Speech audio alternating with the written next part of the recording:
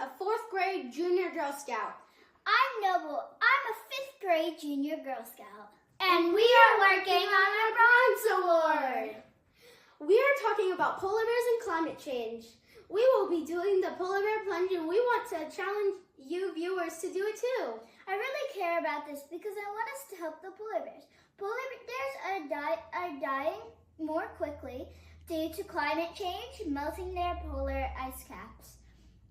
Melted ice caps decreases the land area that polar bears have to hunt, birth, and raise cubs.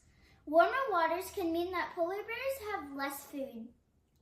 I want us to help too. Because of the ice melting, polar bears have to find new habitats and food sources. Now polar bears are moving to cold areas in Canada to find new food sources, causing conflict with humans. Climate change and global warming are melting the ice. It's causing the ice to float away, taking seals and fish with it. You see, when the ice melts, fish go with the ice. And seals need fish to survive, so they will go with the fish. The polar bears can't follow them, so they die or adapt to land. Yes, but now there have been more incidents of polar bears trying to survive by eating people and their pets, which is causing us to fight back against them in protection. This increased conflict has caused more polar bears to die.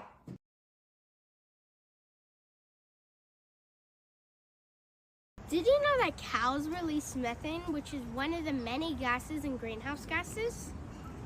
Then the methane breaks down into carbon dioxide, also known as CO2. And did you know CO2 is responsible for 80% of the global temperature rise? CO2 is only supposed to make up 0.03% of our atmosphere. Did you know that polar bears are the apex predator in Alaska and the Arctic? What's an apex predator? An apex predator is an animal at the top of the food chain. It has no natural predators. Oh, that makes sense. Did you know that polar bears live to be 25 to 30 years old? We're going to be discussing the difference between a sick and a healthy polar bear. Okay, so this polar bear looks very sick. He looks like he's been starved. My opinion is that this polar bear has little to no health and is super skinny. The other polar bear is nice and fat. I agree.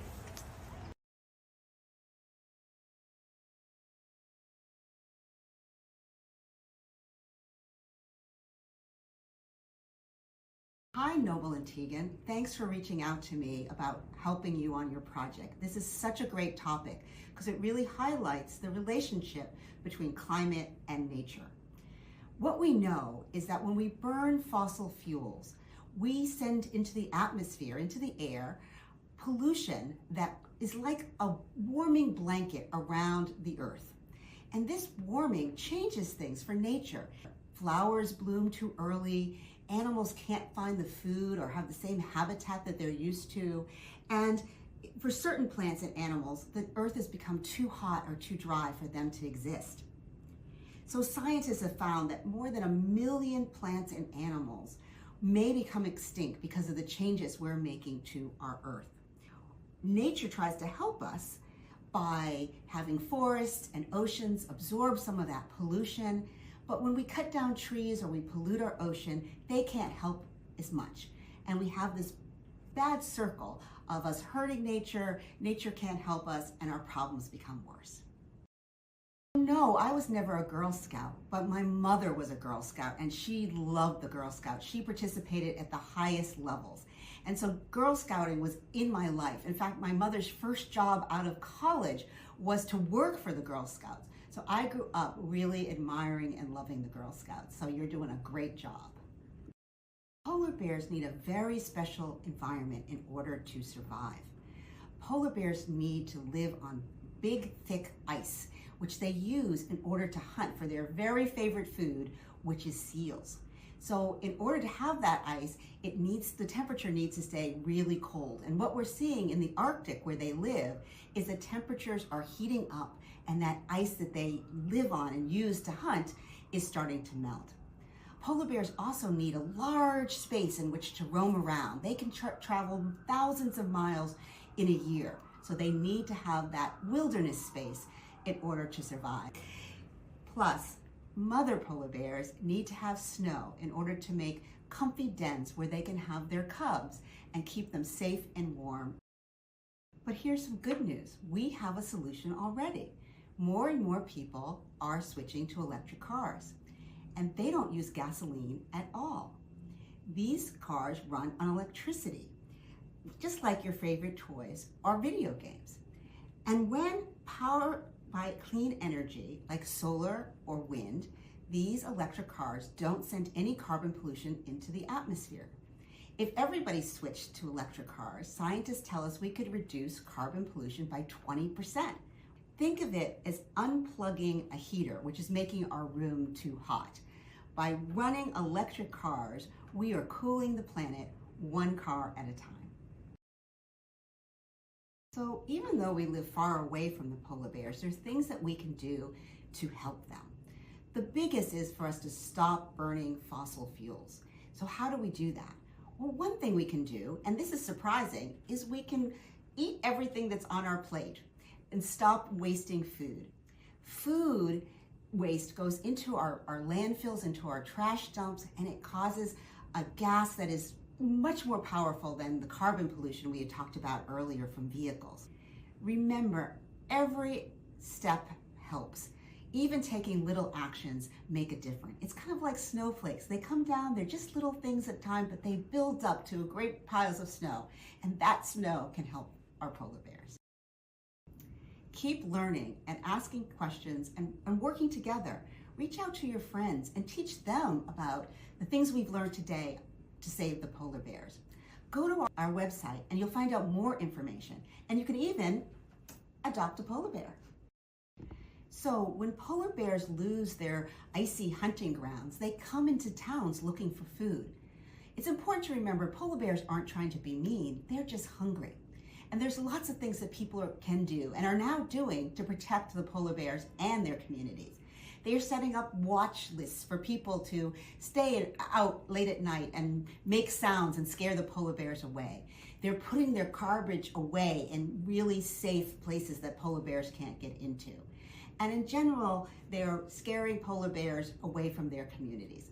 People should keep their pets indoors and remember that we can live in harmony with polar bears. Congratulations for going for your Bronze Award, Noble and Teagan. You're gonna rock it. I can't wait to see the next things you're gonna do.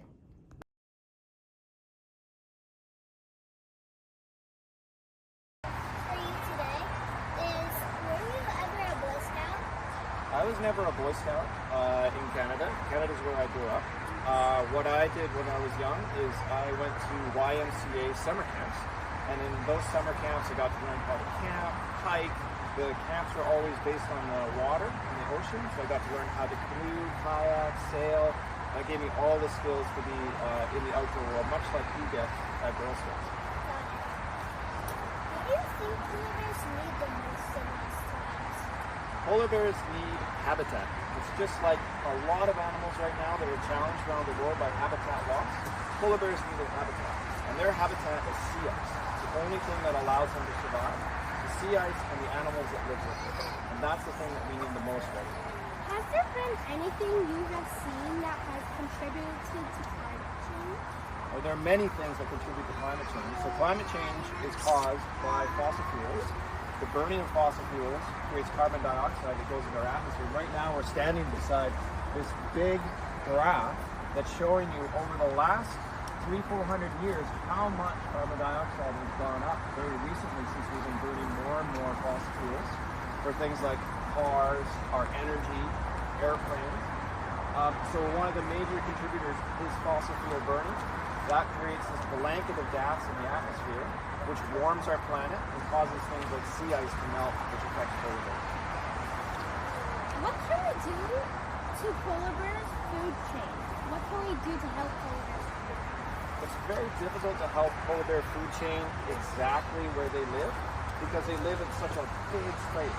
So polar bear habitat is 3 times the continental size of the United States, and it's in the North Pole, so it's a very difficult place to reach. it's very hard to help bears specifically in that habitat. The best thing that we can do is make choices here where we live to try to get fossil fuels to be burnt less, use renewable energy as much as possible so that we can stop warming the climate so that bears have less. Seals are growing at an enormous now too, so it would be easy to have someone go out there, collect like a big seal, like 1 or 2 big seals, and then they could bring them back. So I am one of those scientists that goes to the Arctic and works there. I've been there. I'm going to go in a few weeks again to the Arctic to do what you're talking about, which is in part we tranquilize bears. We put out tractors, just like we're talking about. We take blood and a few other samples. It's like a doctor's visit. So I know from working in that environment, it's very, very difficult to try to go out and collect seals and then place them in locations. We also don't want to have the bears come to certain spots expecting food. As much as possible, we want the bears to be wild and be able to get their own food. So it's a lot better for us to focus our energy, our effort, our resources on trying to fix the climate, because that affects not just bears, but all sorts of animals around the world and us. Can we, so, do you mind doing this where you could like send us some of the, like the research that you have? I can absolutely send you research. I can even send you photos if you want from this year when I go up so that you can see what I do in the Arctic to help the bears. But you're really right. The idea of tracking is one of the things that we do very much here at San Diego Zoo Wildlife Alliance. We put trackers out on polar bears so that we can track them where they're moving. In the area where we work, a place called Hudson Bay, the ice melts out every single year, and that forces the bears to come onto land. When they come onto land, they come in close contact with people, and we want to protect the bears and the people from having bad interactions. To do that, we track the bears with these GPS trackers so that we can warn people when they're coming close to town and understand where they're moving to. And that will help us prevent these conflicts between people and bears. We were thinking that you could track them and like have like basically a police of bears. We do have a police for polar bears. You know we have a jail for polar bears too? It's a little timeout, so it really worked at a place called Churchill, Manitoba. They created the polar bear detention facility. And what this is if bears are walking towards town, the police, which in this case are conservation officers, will bring the bears into the detention facilities and have them stay there so that they don't go into town and end up in contact with people. And then what they do is they will release the bears back out onto the sea ice so they move safely away from people. And this has been very effective to reduce people and bears from moving around. Yeah, so you're very right. We do have a police force to help with bears. That's a very good ideas. You're thinking exactly of the things that we're doing now to try to save bears. But I think you also have some really good ideas about things you can do here in California to help with global warming. Things like solar energy, is that right? Yeah. So what are your ideas around solar energy? We could like make solar panels more affordable. Yes. Yeah, more affordable, correct, yeah. Because I know that like sometimes there are people who like just like random people who go around and put up Christmas lights. What if it was like that? What if we had more companies going to different places? Just like, hey, we have like maybe Solar a sponsor like could sponsor it and we're like if we turn the prices down, we would sponsor. These are excellent ideas. And you know who is primarily responsible for sponsoring ideas like solar panels? The government, exactly, the government. And the great thing about the government is they're elected by us. So they're responsible for the things that we hold in concern. They're supposed to take our concerns into consideration. So one of the things that you could do as an action is you could write your local lawmaker and tell them that you want solar panels to be more affordable so that more people can put them on their homes. And that can go to the state legislature where they can create programs to make solar panels more affordable for people to put up in California. Because despite the rain that we have today, we get a lot of sun in California. Right? So solar panels are a really good solution for the energy that we use. Do you have anything you're going to do to celebrate International Polar Bear Day? Well, we celebrate International Polar Bear Day here at San Diego Zoo Wildlife Alliance. And one of the things that we're going to do is we will be celebrating in the research side with a new paper that we are looking at for denning polar bears. This is one of the things that we're really excited about. That paper is going to be released on the International Polar Bear Day, and it looks at how we can protect mothers and cubs in the most vital time of their lives, the most sensitive time, when they're giving birth to their cubs in the US. So we've been doing a lot of work on that. So this year, that's our big celebration, is that we're going to be publishing that work and making it available for people to read, just like we would ask. That's cool. How do you think we could stop? How do you think we can stop carbon emissions? That's a really big question, because carbon emissions happen all over the world. But there's a saying. It says, think globally, act locally. Have you heard that saying before? So one of the things that we can do to think globally and act locally is change the amount of fossil fuels that we use in our daily lives. What's one of the things that we use most often that burns fossil fuels? Cars. Cars, exactly. And so one of the things that we can do with our cars is either drive a bit less, if possible, or try to have a car that has a plug-in option, so a hybrid car with an electric plug-in, or a fully electric car. Now, what's one of the ways that we can get people to buy more electric cars? We could raise the prices down. Exactly. Just like the solar panel idea. So how do we lower prices on electric cars? Talk to the government. Exactly. So one of the ways that we're going to deal with climate change is we have to act as a cohesive unit. It's not just up to us as individuals, but it's up to the whole society to make a change. And the government represents that societal change. And one of the best things you can do as individuals is hold your government to account. Write them letters. Tell them you want these programs in place because you're worried about the future. You're worried about the future of Canada. Maybe we can make posters saying, like, talk to the government. Maybe that could be like our name. Yeah. And it's like we send letters out to the government about telling them what's change. Yes. Yes, exactly. So you could get your Girl Scout group together, and you could all write letters, because that would be more impactful than just writing 2 letters. You could have a number of letters from the entire group of you, right, to your local representatives to say that you want this program. Great.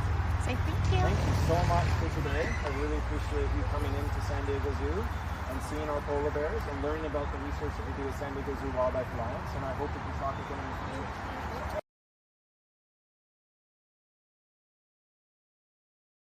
Walking right there. Right back there.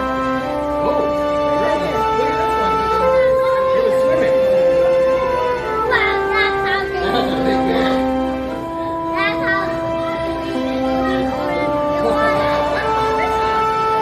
Yeah, then the third one was All right. So my background, like I said, I've been in what we typically call sustainability for the last 20 years. I've worked on everything from renewable energy projects. So I've worked on helping build big solar farms and big wind farms, to helping companies manage how they do their operations. So, putting in more energy efficiency solutions into buildings so that they use less energy, and working with companies around ocean-based carbon management systems so that we can help to store more carbon in nature. We're doing work right now around helping big companies build projects to take carbon out of the atmosphere. So not only let's not release more in, but how can we take more carbon out? So I've seen all sorts of those sides, Teagan, as you said, like the greenhouse gas emission side. And the reason why is because, to your earlier point, it's affecting everything, right? It's affecting, our weather outside, whether it gets too hot, or maybe you guys heard about the California wildfires. I've also seen with the Big Bear Mountains we have up there, instead now of getting to use like real snow almost like every year round, now we have to like create snow.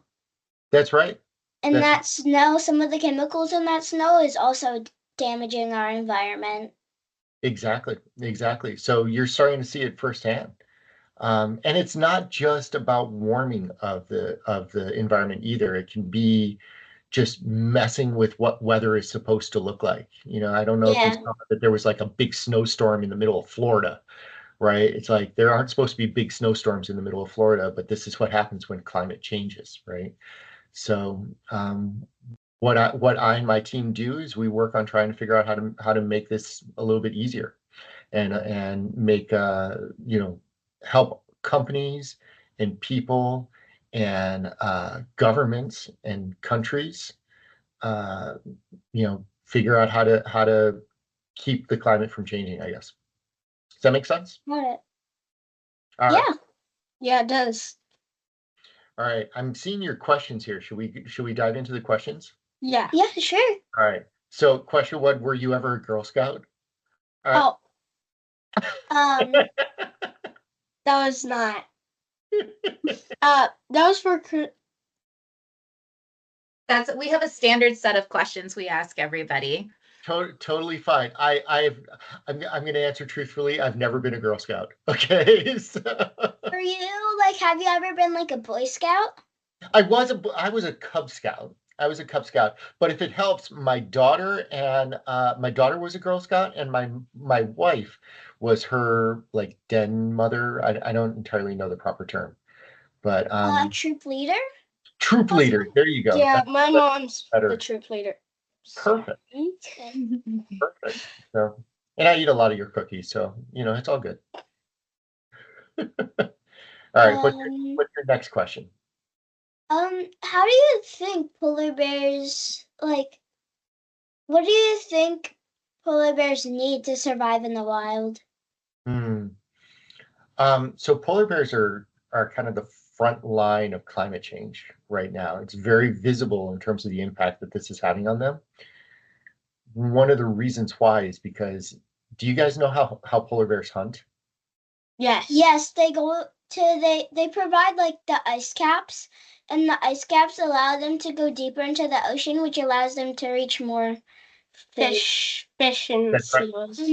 That's the in our research. We also, I think what you're trying to say is on the thing, we learned that when the ice goes, as it melts, the seals go with the ice, then the fish go with the ice. No. Or the fish go with the ice. And then the seals go with the fish because that's their primary food support. But polar bears can't reach out there, so they're dying of starvation. Well, some of them are adapting. It's a big challenge for polar bears because they do need that ice in order to get out to the water in the first place, right? And what we're seeing is that as the ice melts, they can fish and hunt around their local area where the ice still is, right? But as soon as they need to go somewhere else in order to get to the next seal population or wherever they need to go, they have to jump into the water and swim, right?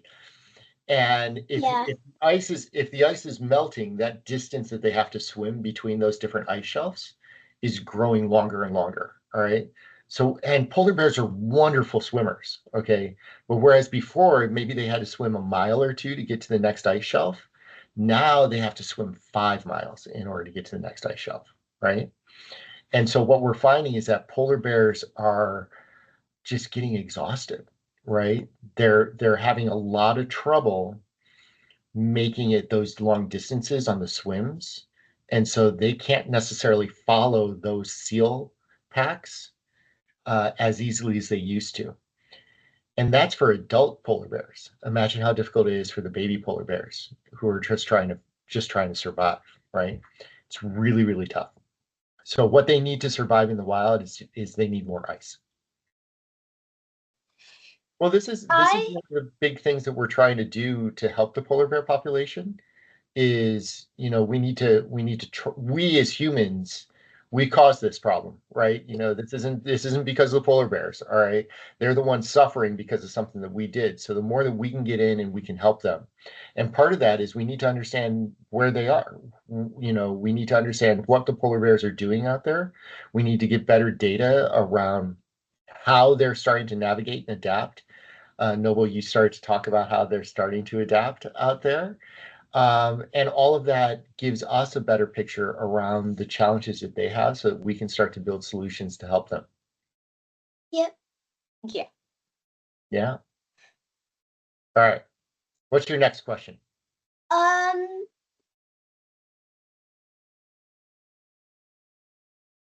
Okay. Can you name one of the things that contributes to climate change and tell us a solution to how to solve it and prevent climate change? Well, so climate change is primarily affected because we're releasing carbon into the atmosphere, right? So what's happening is that the sun's rays come in, they bounce off the bottom of the earth, they shoot back up into the clouds, and 80% of the time they go right through the clouds and off into space, right? The problem that we're seeing today is that as carbon dioxide increases in the atmosphere, what they're doing is those sun's rays are bouncing off the earth, going back up, hitting off those carbon molecules, and then bouncing back down to the earth. All right, and that's what's causing us to warm up. So we need to take those carbon molecules out of the atmosphere, right? So is it like a process where it keeps bouncing down and up, or once it goes up, it either goes through the clouds or bounces back down, and then it just stays back down? No, it'll keep bouncing. It'll sometimes it'll be absorbed, right? So when you go out onto a beach or something and the sun's rays are hitting you on your skin and you start to feel really hot, right? You're absorbing that heat, right? But when it bounces off of ice or something, you know, kind of as a mirror, and then it goes back up into the atmosphere, what we want to do is make certain that it can follow a proper cycle and that it doesn't create like this oven effect here on the earth, right? So that's one of the reasons why we have to think about carbon dioxide in the atmosphere. We have to think about some other gases that probably aren't. Have you guys ever heard of methane? Yes. Yeah. It's cow farts. Exactly. All right. I didn't want to say that on an interview that's being recorded, but I'm glad that you did, Teagan. That's perfect. All right. But I mean, those are some of the things that are causing problems. So sometimes you'll hear about people deciding to be vegetarian because that way we reduce the number of cows that are farting out there, right? Or, you know, Noble, to your other question, you know, there's things that we can do just individually in terms of reducing climate impact. For me, I was thinking maybe we could figure out we could have scientists do tests and figure out one thing that's not that one piece of food that will not give them will not make them fart. And yeah, You know what? You're absolutely right. And scientists are working on that. You know what they found is that if you feed a cow seaweed, do you guys like sushi? Yes, I do. Yeah. So if you feed a cow seaweed, they fart less. So I think that doesn't make sense. Obviously the solution here is we're going to feed the cows sushi. Okay. Or maybe there's also those containers and it has just the plain seaweed you can just eat. Yeah, exactly. We could get more supplies of seaweed. We're gonna go and buy ship all them the out to the seafood from different Whole farms. Foods. I love it. It's all good. Anyways, I think there are lots of things that we can do to affect climate change. All right, we can run our cars less frequently.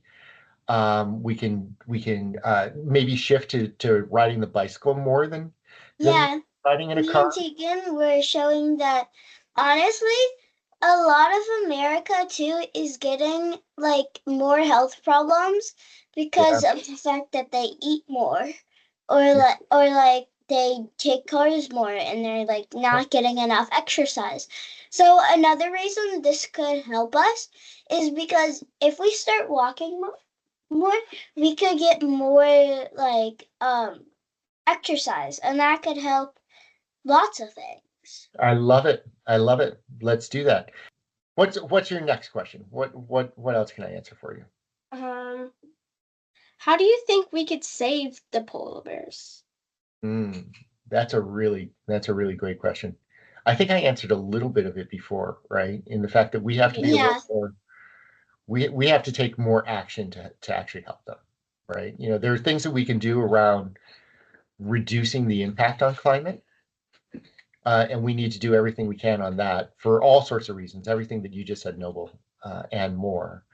And then when it comes directly to polar bears, we need to be helping them, you know, navigate. Like, how can we collect more information on them so that we can build solutions? Maybe we help build natural bridges, for instance, that allow polar bears to move from one food source to another more easily, right? Maybe we build different opportunities for the seal population to and the fish population to be closer to where the polar bears are. How do you think we can reduce conflict between humans and polar bears?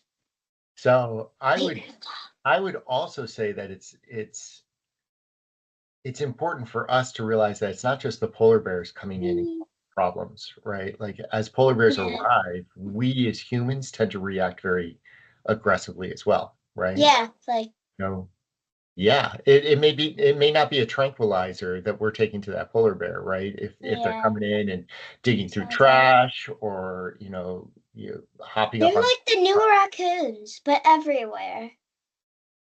Okay, we can go with that. If that's the way you want to think about it, that works. We'll go with that.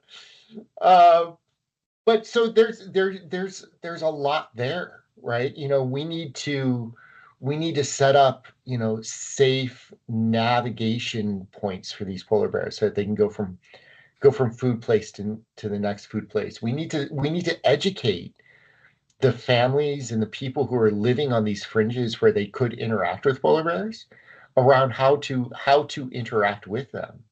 And then, you know, to Teagan's earlier point about, you know, tagging and monitoring some of these polar bears. Like, if we had the data where we could actually see when some of these animals are starting to approach where humans are, we can gently go in and nudge them in a different direction, right? So there's a lot of things that we could do. But I think education is probably the easiest and I was making a timeline of a bunch of different years and what the ice looked like in those different years. And they didn't have like ones of like 20. They only had from like 1879 to 2020. Okay. So I was wondering, do you have a vision of how climate change could like interact with different things in 2025 and beyond? It's already 2025, 2026 and beyond. Well, it's the beginning of 2025. No, I think that's a really insightful question. All right. And I'll give you some bad news and some good news to sort of go along with that. All right. The bad, have you guys ever, like, your mom or your dad is cooking something in the oven and they'll take it out and they'll turn the oven off, and then you open up the oven and it's still warm inside? Yeah. Yeah, that's kind of where we're at right now, right? Like, even if tomorrow we stopped putting any carbon dioxide into the air, the earth would still be warm, right? And that means that the ice that's already melted is probably not going to come back. All right. And it means that there's probably going to be more ice that's going to melt over the course of the next few years as we continue to try to, like, bring the temperatures back to normal. The good news is that the earth is incredibly resilient. All right. The earth's natural capability to heal itself is incredible. And what we've done as humans has been horrific in terms of, like, putting this huge scab and this huge scar on the world in terms of climate change. But there are a lot of models out there that said that if we can get control of this, and if we can do this right, the earth will heal itself so that our grandkids and our great grandkids are going to have an Earth that looks a little bit more like what we grew up in. What do you think we can do to preserve the Arctic? First and foremost is we need to stop putting carbon dioxide in the air. We need to stop putting greenhouse gas emissions into the air. We can't stop putting carbon dioxide because we breathe out carbon dioxide. You know what? That is a great point. Let's put it this way. All right. We have mechanisms out there, trees, plants, things that absorb carbon dioxide out of the air already. The ocean absorbs 3 times as much carbon dioxide as any sort of plant system on Earth. All right. We need to preserve those first and make certain we're not cutting down the rainforest and we're not, causing natural problems. These wildfires are horrible because they burn trees, and those trees were our tools to take greenhouse gas emissions out of the air. Right. So first and foremost is we need to preserve our natural environment. And second, we need to make certain that we're not putting more carbon dioxide into the air than what the natural environment can take out, right, Teagan? So yeah, we're going to continue to breathe. All right, that's probably makes a lot of sense. But I've got a plant here that can remove my carbon dioxide. So I need to make certain that I'm not creating more than what the natural environment can take out. Thank you so much. All right. you, Thanks, guys. Paul. Thanks. All right. Have a good day.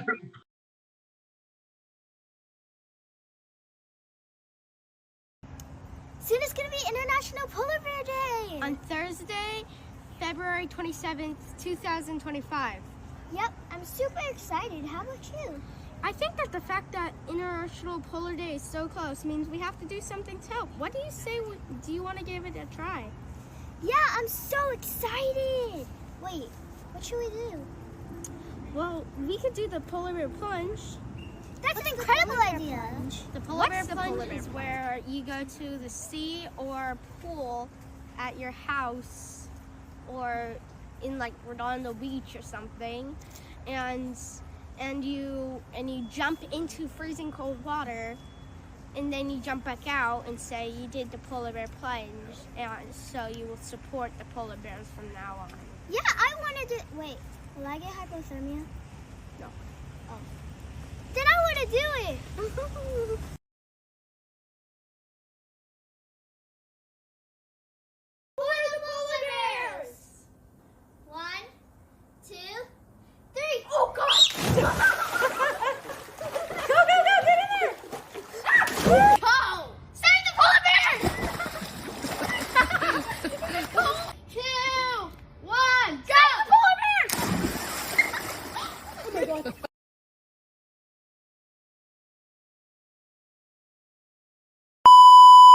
So many bloopers. Okay. Ow, ow, ow. It fell on my head. It's raining tacos from out of the sky. Tacos. Don't even ask why. Just open your mouth and close your eyes.